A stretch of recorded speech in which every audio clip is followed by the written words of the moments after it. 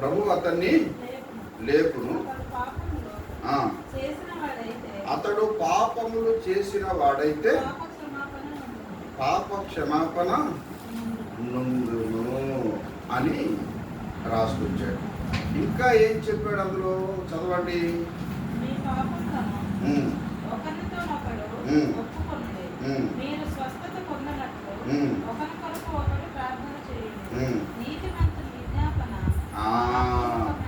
నీతిమంతుని విజ్ఞాపన మనఃపూర్వకమైనదై బహు బలము గలదై.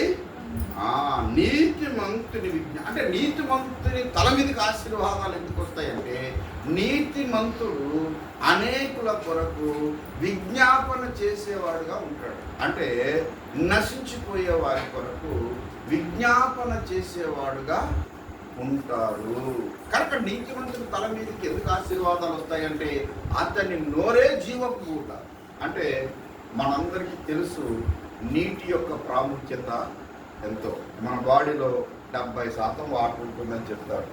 సో మన ఫేస్ గ్లోగా లేదంటే ఏంటి చెప్పండి, వాటర్ డిఫిషియన్సీ ఉందండి, మీరు నీళ్ళు ఎక్కువగా తాగటం లేదు అని చెప్తారు.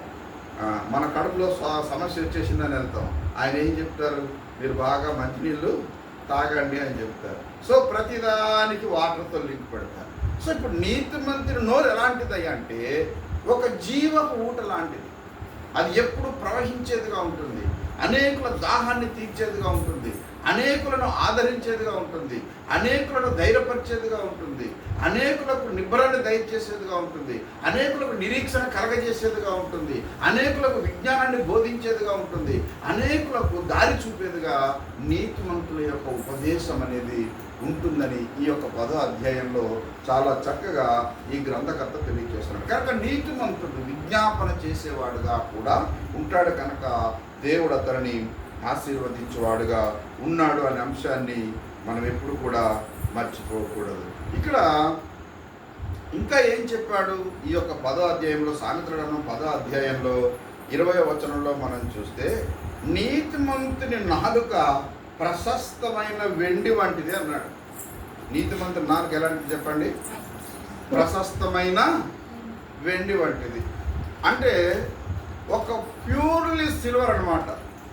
దాని అర్థం దేనికి అంటే పరిశుద్ధతకు సూచనగా ఉంది. మన భాష, మన సంభాషణ చాలా పరిశుద్ధమైనదిగా ఉండాలి. అందుకే దేవుని యొక్క వాక్యంలో చాలా స్పష్టంగా పేతురు పత్రికలో చెప్పాడు. ఏమని చెప్పాడు అని ఆలోచన చేస్తే పేతురు రాసిన మొదటి పత్రిక